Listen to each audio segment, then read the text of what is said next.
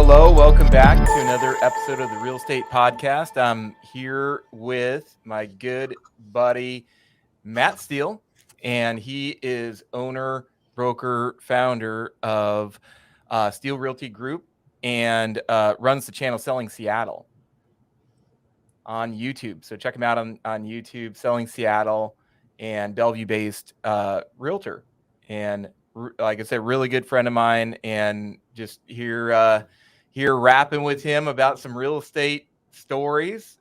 We've always got the best stories, I think. Anyway, I mean, we get going on things and different topics, and it's just cool things come out. You were just telling me about something that's going on, and I think it really boils down to value, right? Like the value add, and I know you get this a lot. I get this all the time. Why would I pay you? Like, what are your fees? Like, why am I paying you all this money? Yeah. And I know you just took a listing, 2.2 million, something like this, typically what is that? $60,000-$70,000 in commission.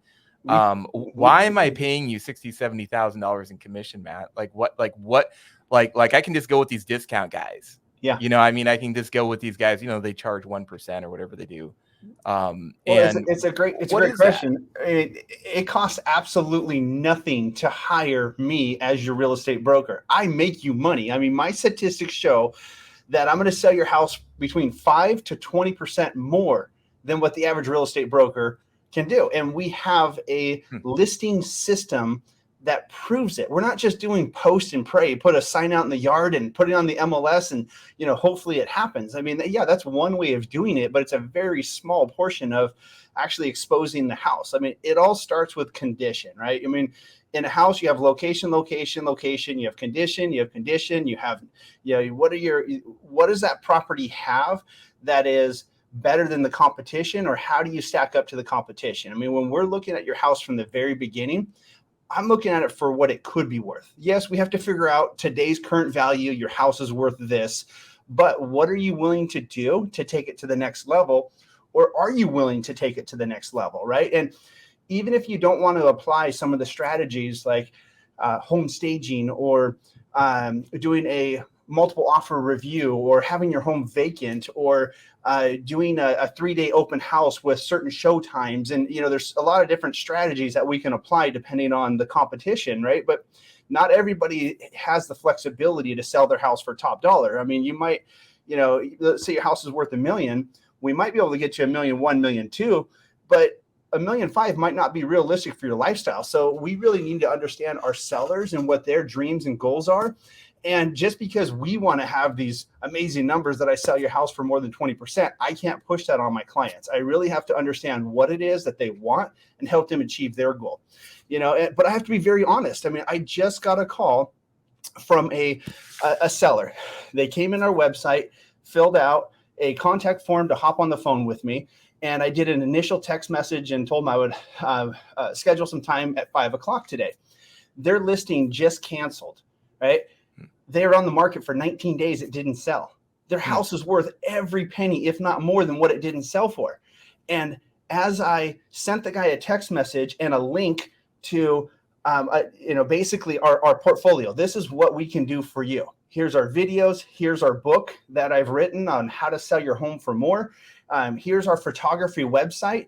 We don't just do photography. We own the company, right? So the home staging business, I send you a link. And then, there's videos of me explaining like, hey, look at this house. We, for example, we just purchased this house for $730 and we just sold it for 1.4. Hey, we just took this canceled listing for $1 million that didn't sell in 30 days and it sold for 1.2, right? So like all the proof of what we do, we put it in video, we document it, we put it out there. So there's proof of concept. I mean, our hope is that our clients see the video and we get to come list me like, hey, you guys are real. Like, this is what you do. But there are times where the clients reach out to us and we have to, show proof of concept. So we've put things on video to say like, yeah, this is what we do. And with that said, one of his first text messages back to me is we'd like to list it for 1%. I said, great, we have a 1% option, but that's probably one of the number one reasons why your house is not going to sell. We offer a 1%, but that's for our junior real estate brokers for training purposes, right? Because when you get into real estate, nobody's going to teach you real estate. You got to start practicing. And unfortunately, you're going to be practicing on people's, financial livelihood. So, but you kind of get what you pay for. So you have to be very careful about paying 1%, and that's where I just want to be clear. If that's what you want, we can absolutely help you. But with full transparency, we have a 2%, a 3%, and a 4%. Done right, none of them will cost you anything. They will make you money. And when you're talking to a real estate broker, like, the only time someone will ask you to discount your commission if you have not clearly articulated your value proposition, right? If someone asks me to discount my commission, look, we're just not on the same wavelength, or I haven't done my job properly and displayed what it is I could do that for that person. But realize I can't work for everybody, right? I mean, there's some scenarios where it's just not a good personality match, and that's okay. But that's why we have multiple brokers on our team, and we try to find the best match for them. But I know the ones that I'm looking for. If I can increase your value and I can sell your house for more than anybody else could, and it costs you absolutely nothing to work with me, sign me up. That's what I get excited about, and that's what I do. Come on. There's so many buyers out there, Matt. I mean, you're just picking the best one, right? I mean, I can do the same thing. Yeah. So, I hear this a lot, like this is. So I was just on the phone with a client who I sold them a piece of land at it was not a foreclosure deal, but it was a sheriff's sale, right? So went and picked this piece of property up. They developed it. They had a builder build the home, and the builder says, "Hey, I'll have my wife list it for you for 1% when you put it on the market." And what do? They go with the 1%. I'm like, guys, come on. She's okay. Right. If you're hiring someone to sell a $3.3 million house, have they done it, right? Do you have the training, the certifications, the skills, and the proof to do that, right? So, and in this scenario, the house has been on the market, for I think it's 18 days now, and they're looking at lowering the price to $300,000. I'm just like, God, their house is worth $100,000 more. Like, quit panicking. Like, I can't advise them because I'm not their real estate broker, but they're calling me going, "What do we do? We made a mistake, Matt. Can you take the listing over?" I'm like, I can't advise you on that one, but it's an interesting scenario to be in. But look, they have some offers on the table for $3 million. What would I do for the seller? I wouldn't sell it for a penny less than what I put it on the market for. That's what I want. If you want it, pay for it, right? And you've got to have that confidence to know what you're selling. And if you don't believe in it, you're going to get what you want. So your real estate broker that you're working with, do they believe your house is worth $3.3 million, or do they think it's worth $3 million? Okay, if you send me an approval letter and let's say you send me an offer for $3 million and you send me an approval letter that's outdated a month ago, I'm not going to have a conversation about the approval letter because now I'm showing interest. Like, dude, fix your price. Okay, then we'll go through the details of the contract and clean it up. But number one, let's get an alignment on what this house is really worth. Other than that, go kick someone else's tire. So can your real estate broker negotiate and protect your asset and know what it is? I don't know, right? I mean, every broker is different, right? So you really got to understand what it is you want, and are you in a good alignment with that personality between you and your broker? Like, do you have confidence that he or she can do what it is you want, right? And that happens through videos, conversations, proofs in the pudding. I mean, go look at their past 10 sales or 100 sales, right? And ask them what their negotiation strategies are. I mean, there's a dozen different questions that you can ask a real estate broker, qualifying questions to really figure out if they're a good fit for you. So I like to ask people back at them, like, well, do you, Mr. and Mrs. Seller, do you really feel like paying less commission is going to get you more money in your pocket? Yeah. Really ask yourself that. Because, to retain the proper talent in order to get the negotiation part of it done just in itself, not let alone all the prep work, all the marketing, everything else that goes into it. Are you going to be able to retain top talent, knowing that top talent doesn't work for pennies? 100%. Yeah. And the real estate broker's one module of having a success to a high sale. Like, for example, just take home staging. Home staging is proven to sell houses for 5 to 20% higher than an unstaged home. And that's from the Association of Realtors, published articles, right? home staging is no longer optional. I mean, it's a necessity. It's proven to work. It's like if you don't do it, what's wrong? Right? Like people get like, why is this house not staged? At least in my area here in Bellevue, like everybody is staged. So and you got to do it right. You know, you don't, I don't want to get into talking about like, you know, builders and behind the walls and the sheetrock. That's too much. Let's stick to the staging side of it. Your value that you're bringing to the table should be so obvious, right? Like with the home staging, if you're going to increase it by 5%, but you only have to spend $1,000 or $2,000, how much did the home staging cost you? Zero. It made you money. Right? If you spend $1,000 or $2,000 on advertising and you bring twice the amount of people through your property, did it cost you $1,000 or $2,000, or did it make you thousands upon thousands of dollars? Right? So that's how you have to look at this. Is you know, and there's no way you can put it on paper and say, if you do this, this is what's going to happen. But you have to put yourself, when you're stepping up to bat, you got to swing for a home run. Right. If you go up there and you know you're bunting, okay, you're going to get you're either going to strike out, you're going to get a bunt. But if you want that top dollar, if you want that number that no one's ever got before, that you really want, then pick a real estate broker and a selling strategy that has a batting average of statistical home runs. Right. So put yourself in the right place. And that's the situation that you're in as a seller. You have the right to pick who and what you do to your property. You're the boss. So, you know, and Matt, how many, just ballpark, how many real estate deals do you think you've negotiated over the years or been involved with?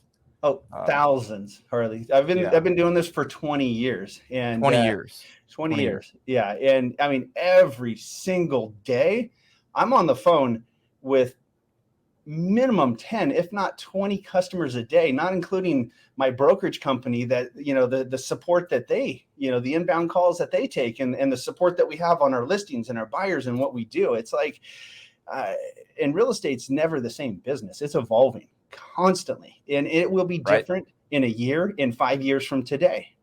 So my job is to learn and grow. That's it. I don't know everything, but man, I have some background that really helps me, and I'm excited about it. I have no fear. It's like, okay, let's be transparent. Let's be full of energy and let's figure it out. But we're shooting for the moon.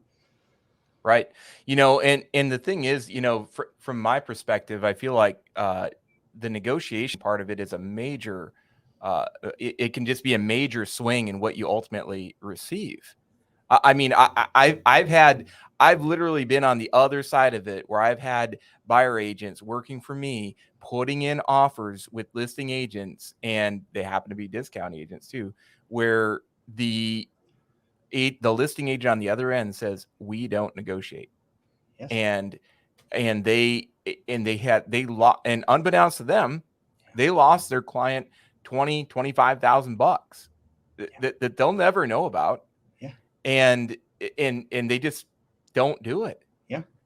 And I personally watched you over the last 12 years negotiate deals like just crazy deals, you know, and just put all kinds of equity and money in sellers' pockets and buyers for that matter. And I mean, for me, I just feel like a lot of it boils down to time and grade and just that experience level. You can't just read a book on negotiation. No. And it's not about just filling out the paperwork. Yeah. It really comes down to those conversations in the back end that nobody's really privy to, but you know, I've seen them. Yeah. And you know, and that's a lot of what I want to communicate here to anybody watching too, just because these types of things are just intrinsic values that it's really hard to put on paper to say, okay, yeah, this can swing the needle, you know, quite a bit. Yeah. Just from the negotiation standpoint. 100%. You have to know the asset that you're selling. You have to know it. You have to believe it. You have to protect it. Like when a house is on the market, for example, this home that's that I was just, you know, chatting with that friend of mine there that's listed for $3.3 million, right? There's 13 houses that are currently active in the similar price point. They're in second place. That means if you analyze every home that's on the market, they're in second place to sell. Out of those, and then so if you look at the market data, you know, the past solds all prove that their price is absolutely worth it. They're underpriced, in my opinion, right? Then you look at the pendings. There's 4 pendings. Why did those ones go pending, right? So you have to really know your competition and what place are you in. Now, out of those 13 actives, 4 of them have done price drops of 100 grand and some even 200 grand. But even with those price drops, they're still in either first or second place. So if you know that, and you can articulate that, and you know that house that's down here on 87th backs up to a busy road, or you know this house right. So you got to know it so you can say, well, no, this house is worth every penny. We actually listed this thing in a multiple offer position. So if you want it, earn your commission, step up and put it together, right? But if it's just like, yeah, put it in and, we review offers here and we just pick one and go with it. There's companies out there that use a review system where all the offers come in and they pick the highest one. And I'm like, man, you could have got an extra, percent or 5% or 10% by taking those contracts and negotiating them. It's like, anyways, but you're right. I mean, how do you explain it? And, most of the time when we're meeting with clients, we can't be all, we know everything. It's like, how do you articulate this stuff? How do you articulate? Well, and you touched on a few interesting things too with that. I call it agent speak, right? Like you talk agent really well. like it's a different breed of people. Yeah. And I think that, the homeowner, the consumer out there, they may have sold 1 or 2 homes in their life, right? And they may have dealt with a real estate agent or 2. They probably didn't even like them. And, but like you and I, we've dealt with agents all the time. This is our people. This is who we talk to. So yeah. It's also it's a level of communication. Yeah. And how you're communicating it and what you're doing and how that communication goes back to their clients, because who is the most influential person to that buyer? Their agent. 100%. Right? It is. No, it reminds me of like when we're doing open houses, right? And we're getting our pulse on the buyers when they come through with or without the real estate brokers. We're getting to know them. Like, you can identify the buyers that want the property, and you can identify the brokers that want to get that property, right? And it's just like, and then all of a sudden you're looking at 12 offers on offer review date, and it's like, wow, those 3 people, you can pick them. you almost right. Yeah. It's interesting right. When you see it enough, but it does come down to desire, and sure. But yeah, and that reputation too is, because I know, you've sold a lot of houses in the area, and folks might say, oh, okay, that's cute and everything. That's great. For Matt, he's probably lining his pockets with that and everything. And that's cool. But what does that mean for me? Well, one thing I think it means is that you're pretty well known in the agent community.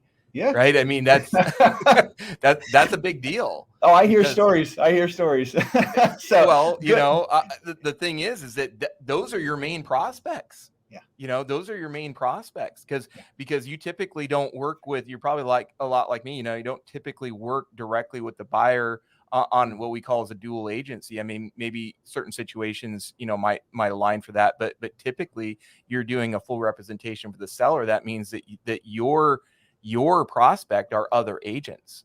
Yeah. That's who you're communicating with, and that ability, to do that.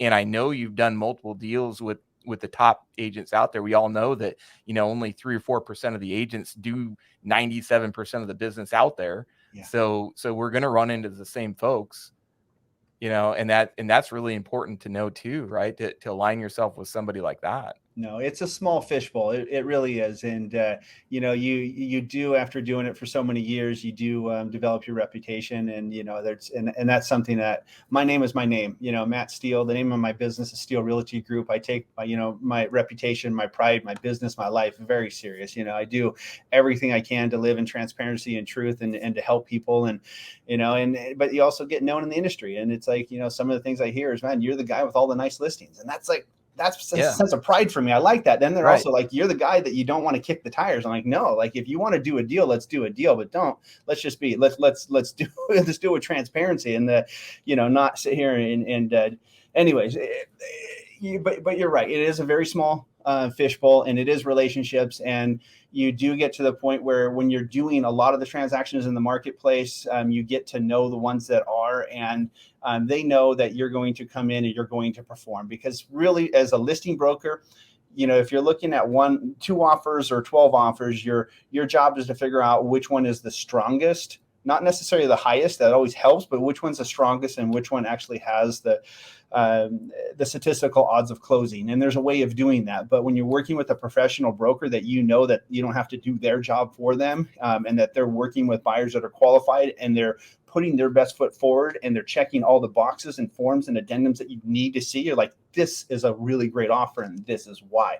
Like, these contracts can speak for themselves. If there's a dozen contracts on the table, there'll be 2 or 3 of them that clearly rise above the top outside of price, right? But it just so happens those cleanest contracts a lot of times are the ones that have the best price with it too. So knowing how to work with your client in this market, in the current marketplace, because the market's always changing, right? Like, how do you best serve your client? And one of them is contractually putting together a good offer that shows the broker that you're working with that you are going to be a good partner in the transaction. So that's right. And to that end, we still have a commitment to our clients who we're representing, obviously all the time. And that, because I was just thinking back to a deal I did a few months ago. And this is good for what we're talking about here because of the, experience, right? Just the experience level and just how and how the client's being represented. Listed a property. I had 600,000. It was in a great area. As always, we're listing it. Like you said, to win it. We're in it to win it. We're in it to get multiple offers. We want it to escalate. Well, guess what? No offers. Okay, and after day 5, which is my offer deadline, got 1 offer, right? And which, as you know, I mean, it's tough to negotiate just with 1 offer or to negotiate up. Well, this offer happened to come in at 650. Yep. So 50,000 above list price, no escalation, just 650. Yeah. Okay. So we took it. Okay. And the seller, was happy, and we ended up closing the deal. And then he asked me later on, he's like, but why did they just offer 600? And I'm like, because they didn't. Yeah. So, and I guess the moral of the story is that agent's clients will never know that she cost them $50K. Yeah. They'll never know that. But the thing is that she could have used escalation. She could have negotiated it differently with me. Sure. And she just didn't. Yeah. Okay. So, just saying, just sometimes, and I've seen this happen more than once, that kind of scenario is a pretty boxed one, but I'll see that 2-3 times a year.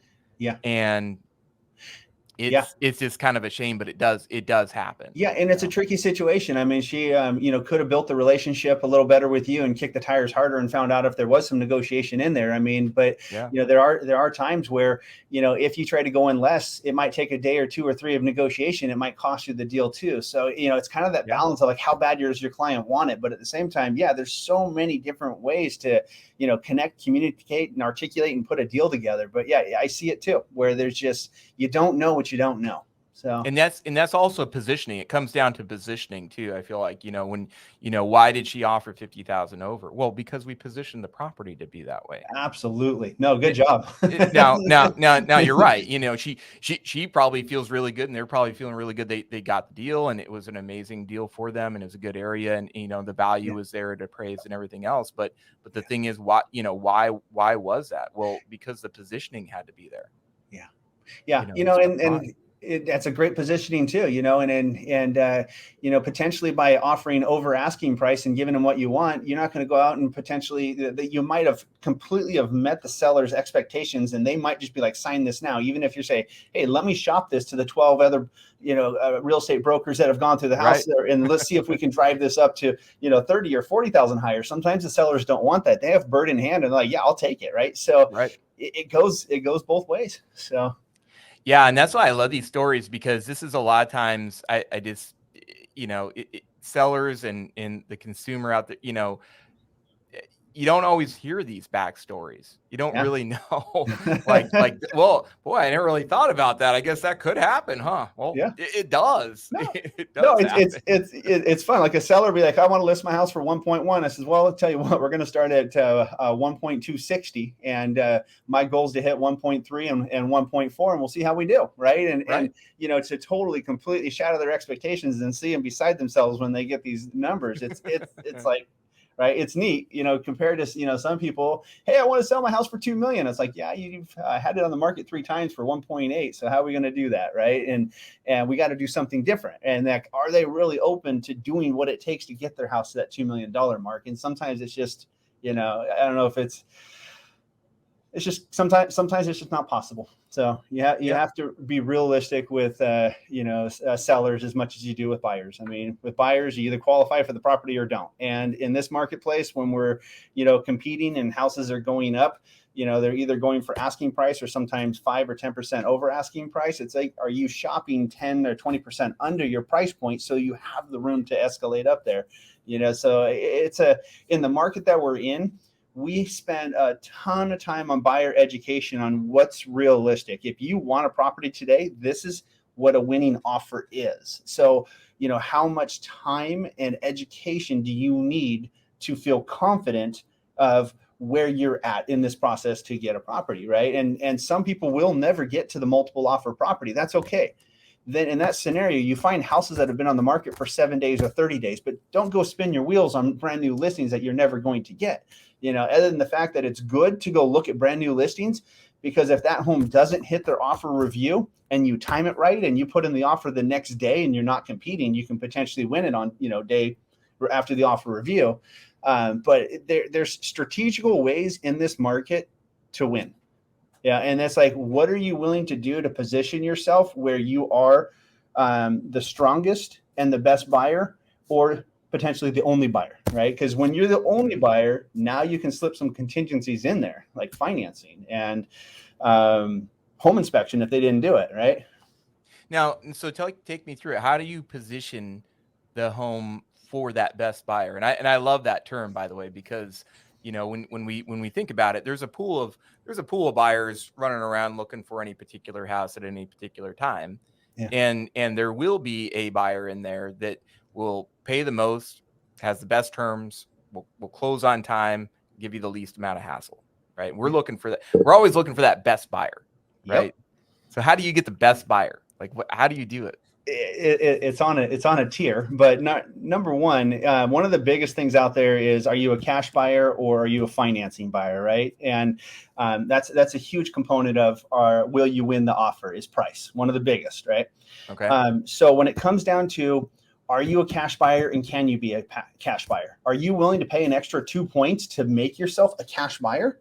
Okay, that's an option. But if you don't want to spend the extra money, do you believe in your financing to the point that you're willing to waive your right to get your earnest money back, right? Are you willing to forfeit your earnest money? And because this market's so competitive, you're not just jeopardizing your earnest money and saying, here's my earnest money and we may get it back if something goes wrong. No, a really competitive buyer will release their earnest money, make it non-refundable and immediately releasable. So that means after the contract is signed, within 2 days, their earnest money is deposited in escrow. When the funds clear in escrow will then wire those funds to the seller. So there's no additional negotiation. You can lose your earnest money. Do you have that much confidence in your financing? If you do, okay, now you're similar to a cash buyer. Now it's like, okay, you're putting down, 10%, 20%, 50%. It's not that important anymore. If you put down $100,000 earnest money that you're saying, I am so confident that I'm going to get this property that if I don't get financing, you keep the money. Okay, you're telling me that you are confident within yourself. I'm reading a piece of paper as a listing broker and as a homeowner, and we don't know you, right? So how do we know that you want this property? Like, how do you show you're the strongest? Well, either cash and releasing your earnest money are two huge things, or not having financing, a financing contingency on your financing, right? Mm-hmm. Another thing is home inspection.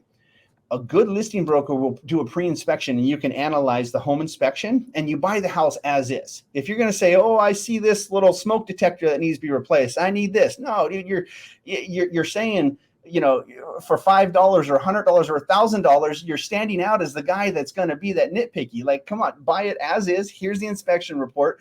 It is seller beware. Okay. If you're the only buyer, okay, now you get it, you know, you have some room to negotiate. But if you're in a multiple offer situation and you're going to ask for the hot water tank to be replaced, you know, you're asking the seller to do something that the average person is not going to ask them to do it. Right. So accepting the condition of the home, knowing in this value, am I willing, in this condition, am I willing to purchase it? And what's it going to take to get the property up to my standards? Like, you know, do you need a new hot water heater? Do you need A, B, and C, right? So that's another thing is if the selling broker or the homeowner, the seller, has not provided a home inspection, you can do a pre-inspection before you even write the offer. Have your inspector. They'll come out there that day or the next day. You toss them $350 or $600, depending on what type of report you want to get. You have them check out the house, and they give you a report, and you decide whether you want to buy it or not. Realize that you might have to go do that for 5 or 10 houses. So, you know, it's the cost of doing business. That might cost you $600. It might cost you $6,000, depending on how many home inspections you do. But if that's what you need to feel comfortable about buying a house, great. We have some buyers that come in and they're like, I don't need a home inspection. Okay. Like they have enough feel for a home that they can understand the condition. They're willing to take the risk, and they understand now the price, and I'll have to get in, and yeah, I'm going to spend another 5% on the house on repairs. That's welcome to home ownership. You know, if I do that, chances are it's going to increase the value. So there's a lot of different mindset when it comes to like the condition of the property. But in a multiple offer situation, if you are confident not having a home inspection and waiving that, that's going to make you stronger than it'll put you on the top of the pile. But here's the thing.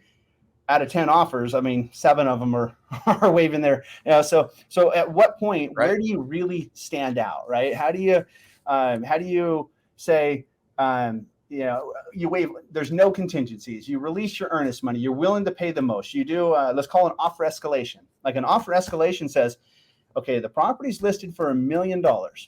I'm willing to pay $30,000 more than the highest offer, but not willing to exceed 1.3 million, right? So if another offer comes in at 1,000,001, well, then you get it for 1,130,000. So instead of just slapping out that 1,000,003 and all of a sudden you way overpaid in the marketplace, I mean, what's a house worth? A house is worth what someone's willing to pay for it. So if you have multiple competing offers and you have an escalation that bumps you $30,000 higher than the highest offer, if you feel good about that, do it. But that's a great strategy, you know, to win an offer. Now, there are some other strategies like that we do consultations on where, you know, with your escalation, we can make your escalate 3% higher than the average buyer out there. Like, I'm not even going to disclose it on here. I mean, I'll talk to you about it afterwards and let you know so you can benefit your clients. But this is a pocket secret that helps our buyers be 3% higher, right? Even if they're going $5,000 over or $30,000 over on $1 million house, 3%, add that up. That's another $30,000. So they can be technically $60,000 over, and we can write it in a way that's in a bonus that entices the seller to sign it immediately. Wow. Yeah. Wow. Yeah. I mean, without letting the cat out of the bag, I mean, are you willing to offer the seller a signing bonus to sign the offer right now? I mean, that's another strategy that we have, right? So, but a lot of it is how you present the offer as well. Sometimes real estate brokers will wait for the offer review, and there's a time and place for that.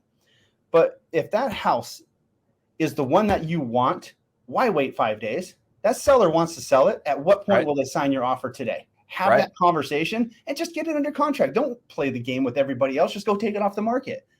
You know, for sure, right? Yeah, when you know the market and you know what this house is worth to you, go get it. Yeah. So, but that takes communication, because there's times where that seller, they want to wait for the offer review date. I hear them say it, but they rarely ever do. Money talks. So, yeah. You know, basically what you're saying, it sounds like, is condition and money, you know, is really what it boils down to. And those are the two main things where we see offers and deals unravel and fall apart, right? Like if the money isn't quite there, or, people have a problem with the condition. So if we can get past those two, the quicker we can get past them and really lock it up on those, that insulates that sale, that makes sure that it's going to go through. Yeah, you're right. Not even only on the buyer's end, but on the seller's end. And that's one of the reasons that we do a home inspection on every listing. I mean, Sure. It is a way to save the seller thousands of dollars, right? If your home needs repair, it might only cost you $1,000, but if you don't fix it and you pass that repair on to the buyer of the property, sometimes that deficiency can cost you $5,000 or $10,000, right? Absolutely. Right. That is not the time to negotiate that repair. Yeah. Even if we're not in a multiple offer situation market and there's only one offer on the table, we're not going to take an offer with the home inspection. Like, right. We've done the home inspection. It's more of a seller disclosure report. We encourage you to do your own inspection, but you know what? Do that before you put your offer in, because I'm not going to tie up my house, take it off the market, sell it to you so you can go look at it and then come back and try to renegotiate the price and condition and what I have to do. No, this is a seller's market. I mean, actually, I think it's a buyer's market too, but it is a seller's market, and sellers, they don't have to take their house off the market for a home inspection. So that's one way that sellers can really protect themselves, is by doing a home inspection, and you look at it as your report card. Did you get an A, B, or C? Are you okay with the B, or do you want an A? Like, okay, when we get that inspection report, we can hire the contractors and we can clean up everything on that list and then disclose all these things are done. Right. So it shows, good faith, good intent, and that will definitely give everybody confidence moving forward when a property, it's going to finance, and you're walking into a home where you don't have to put another $10, $20, or $30,000 in it. And in the multi-million-dollar properties, it's not as big of a deal because a lot of the buyers have abundance of funds. But when you're dealing with a 300 or 600 or home under $1 million, sometimes the buyers are coming up with every penny they have. And, to buy a home, they have to furnish it. They have to put blinds in it. They have to all these things. And then you stack another $20,000 in home repair. It's a lot. And it's not only about money, it's about time. We have buyers in this market, they're in the tech industry. They're busy. They're making hundreds of dollars per hour, sometimes thousands of dollars. And do they want to deal with a home repair? They don't. They just want the home perfect. They want to move in and just keep living. So, now, what do you do about lenders? Because I have a few tricks I use, but I'm curious, like if it's a financed offer on the sell side, what do you do to ensure that, that their lender is good, or do you make them use your lender, or how does that work? Yeah. So it's a good question, man. I mean, and here's the thing, there's some lenders where you see them and it's like, oh my gosh, it's going to take 45 days for them to get an approval. That even getting an appraisal done is going to take 30 days. And you think you're going to close the property in 30 days? No. Through experience, you got to say, no, this is not feasible. So you can call the lender and say, what's your turnaround time on home appraisals right now? And they're like, 20 to 30 days, sometimes 45. Okay. When you call the lender, they should be able to say, yeah, I'm going to rush the appraisal. We'll have it back in 3 days or 10 days. But if you can't get an appraisal done in 10 days, that's kind of hard to close a property in 20 or 30 days, because in this market, what are you competing with when it comes to financing? What's the statistical time, the fastest time statistically that lenders are closing? And it's about 22 days. And so are you working with a broker or a lender that can get it done in that time frame? It's like, where are they at in their pre-qualification process? Have they turned in all their documentation? Have they turned in their pay stubs? Have they turned in their taxes? Have they verified employment? Have they had employment for 2 years, right? Have they verified their funds? Like, are the funds seasoned? Like, there's all these things that the lender is going to need to know this. Do they know it yet? So when I call up if we have 3 offers that have, you take the 12 offers and then here's the 3 best ones, and boom, you get on the phone with the lender and you start asking questions. And if you can't get that lender on the phone, right, come on. I can't tell you, here's my extension and I take calls between this day and this day, right? And you can't get them on the phone. It's like, that's tough. But what do you say? I have to verify the lenders, and you hope the broker in a multiple offer situation, wasn't trying to play a game like, hey, submit your offer, 1 minute before the offer review date, and I have no time to vet your buyer. That's just not a good, anyways, that happens. So But for the most part, it does happen quick, and we have to figure out really quick who's qualified. So a lot of times the buyers, if their lender, let's not put the lender down. So the buyers can really show their confidence by releasing their earnest money. Like a good buyer will say, look, here's proof of my 20% down, and they'll show you proof of funds. Here's proof of the $100,000 I'm willing to pay above the appraisal price. So because the bank's only going to loan the appraisal price, and I'm signing a document stating I'm willing to buy this house for more than what my lender's willing to pay for, and I'm willing to waive this clause, and here's the money. Okay, you just showed me proof. Now you're saying I'm going to give you $100,000 earnest money, release it, give it to you. Okay, now you're speaking confidence. I'm like, yeah, okay. If you can't get the lender on the phone, you got to go statistical odds. You see there, okay, yeah, they've been pre-approved. The address is on the letter here. You know, here's their, how many offers have they made? Like when you're talking to the broker, you're finding out their history. It's like, how well do you know this buyer? How many homes have you showed them? How many homes have you like? Right, that's part of being a good listing broker, is kind of knowing the story. Because when you go to your client and you got these 3 offers, they have questions, and you better know the answers to them, right? And it's like, do your job. like you know, and as I listen to this, you know, having, you know, as a listing agent, you know, you say, hold on, Matt. So you're telling me you're going to tell these buyers to release their earnest money. Yeah. Give me proof of over appraised value numbers. Give me proof of down payment numbers, et cetera, et cetera, et cetera. Yeah. You know, comes to my mind is that, look, one can only really do this when, number one, they got to know what they're doing. and because you don't just throw that kind of stuff around. I mean, that's some pretty heavy stuff. And then number two, knowing when to do it. And then thirdly, you can never even think about getting into that without the proper positioning to begin with. You know, and without having multiple options and having no fear of loss because of that, and to know that, and making that buyer step up, you know, for not only for them to get the deal, but for the deal to you know, to go well on all fronts. Because I mean, you know, and I know you say this from a very high level of experience, and I have been involved on the other side where it doesn't go so well, you know, and things are very, very, very painful. Yeah. And so, especially on the lending side, and the extension after extension after extension, only to not have it close. And then the market drop, and then selling it for less. I mean, just nightmare stories. And so I guess anybody listening to this, I just want to say, hey, you know, there's reasons why this is done, because you don't want to have the needle go the other way.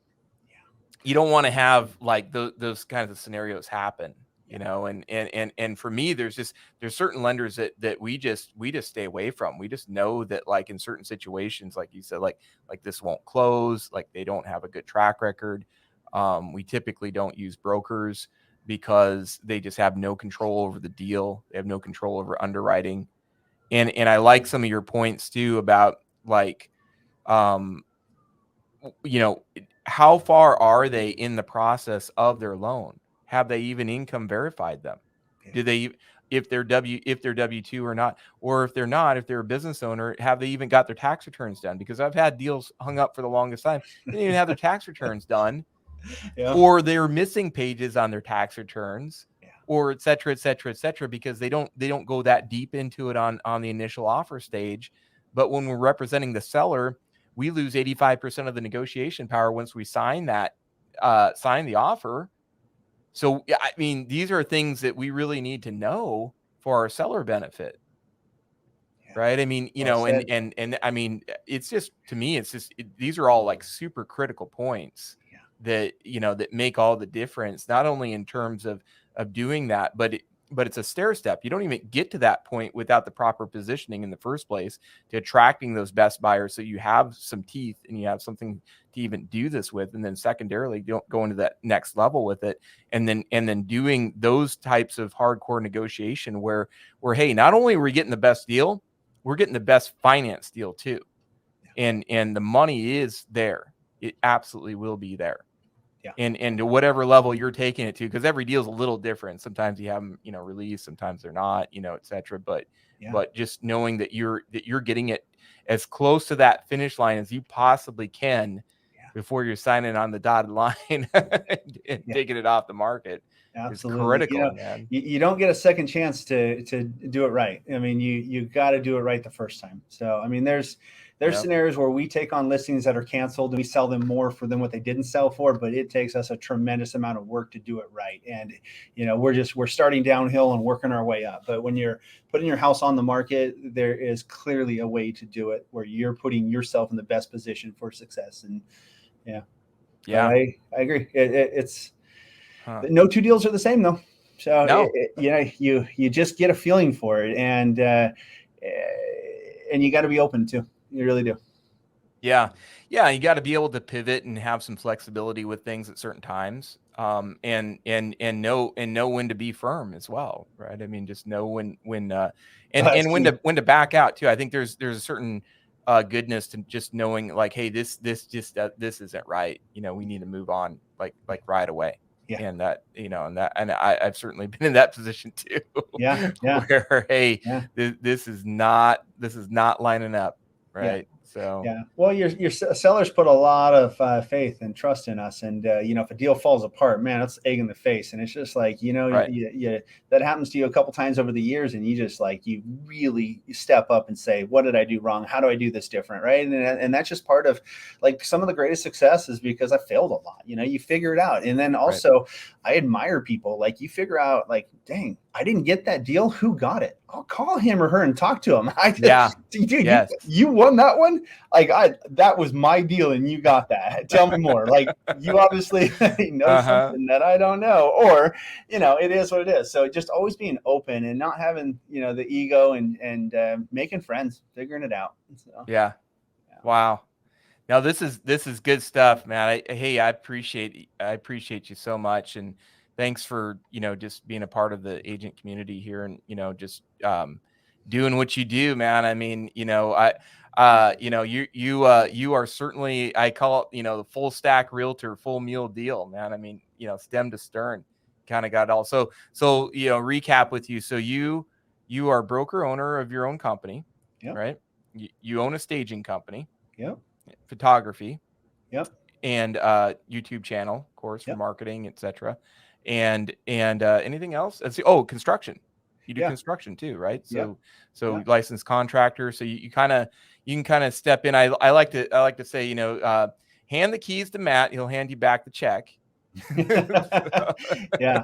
No, full service real estate. I mean, I honestly love real estate. I think it's one of the best ways to retire for creating financial independence. Every home that I live in, I figure out how to maximize it. And I have a strategy, whether it's 2 years or 10 years. I actually have a project that I just purchased right now. That's a 12-year project and to maximize it. Wow. And I'm excited about it. And I can do that, by hiring the right people to where it is a very minimal effort. I have the vision, right? And I have the experience to make sure that it comes to fruition and that dream can hopefully just even grow and become something bigger, but I'm very realistic about it. So that way the success of that project's bringing me more joy because as, your visions and your dreams grow, it's exciting, right? And so, not only do I get to have visions and dreams and helping buyers and sellers, but I'm playing in the real estate market myself, whether it's building or flipping or just even living in a home to increase the value and get a capital gains exemption after 2 years, right? I mean, I fully